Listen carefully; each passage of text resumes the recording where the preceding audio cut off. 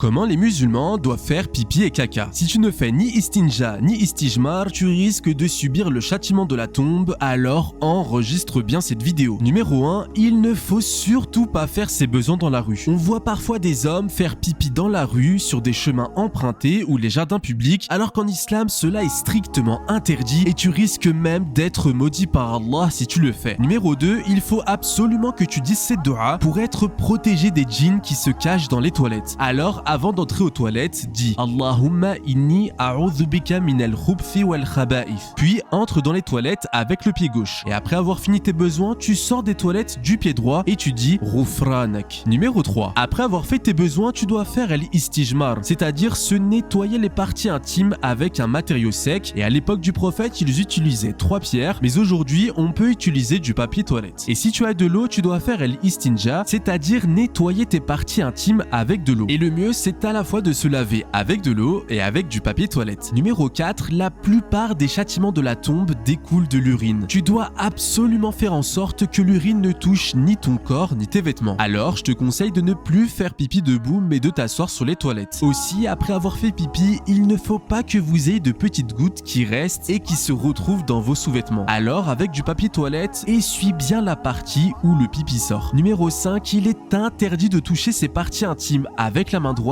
quand on est en train d'uriner et c'est aussi interdit de se nettoyer derrière avec la main droite. Numéro 6, il est détestable de parler ou de discuter quand on fait ses besoins. Donc ne le fais pas sauf si tu as une nécessité.